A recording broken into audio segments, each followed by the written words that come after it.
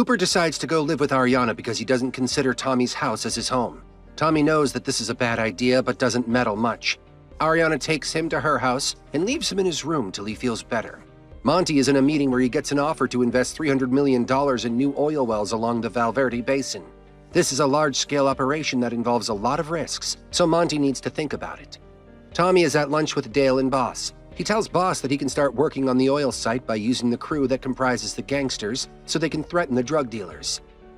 They are talking when he receives a call from Monty. Monty tells him about the deal where he'll be the landman building all those oil wells and about 50-something roads. There are a lot of drug dealers they'll need to deal with for this matter and a lot of money, crew, and equipment required to do so.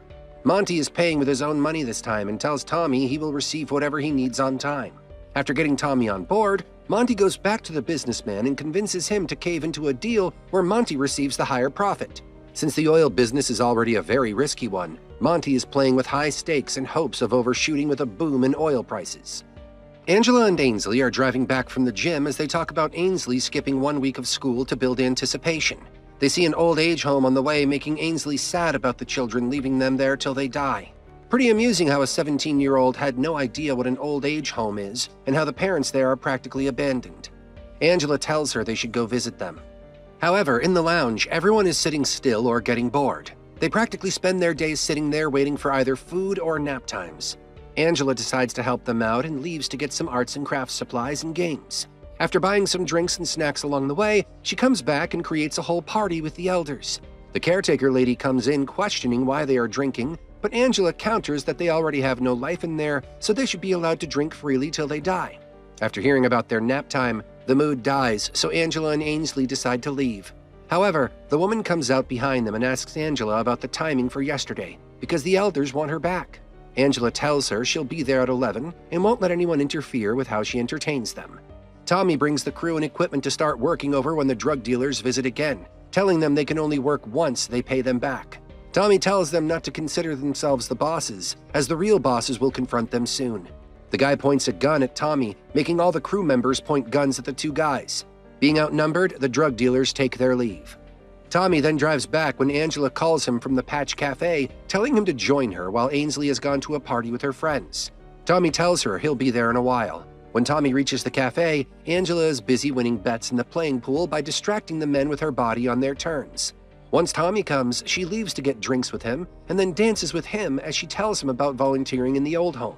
Tommy just warns her not to get too attached, as they are all going to die anytime soon. Angela eventually makes him agree to her thoughts about this scenario.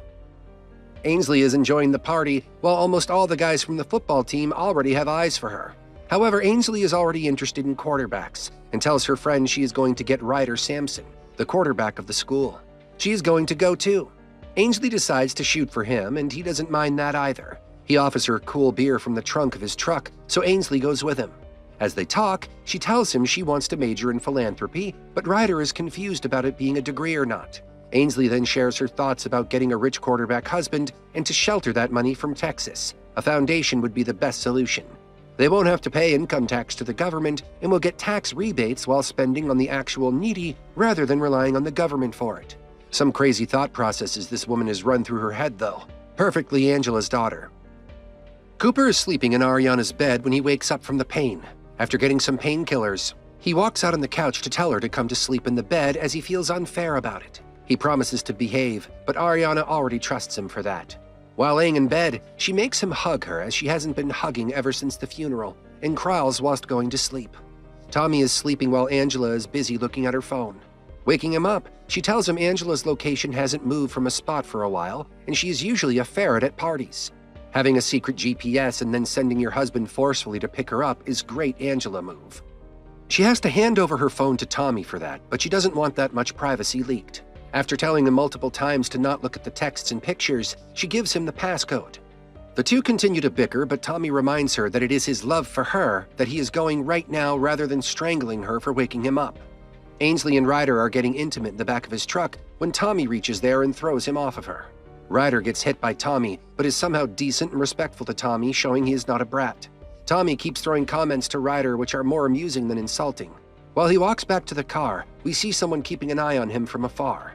Tommy keeps scolding Ansley on the ride back that she shouldn't be getting intimate with someone within 15 minutes of meeting him. He goes silent upon Ansley pointing he did that within 10 minutes of meeting Angela for the first time, but that doesn't change the fact that he is the father of a beautiful 17-year-old. When they reach home, Tommy grounds her. When she argues, Tommy tells her she is supposed to lie about being a virgin to him for her life, making Ansley laugh at this being all that he wants.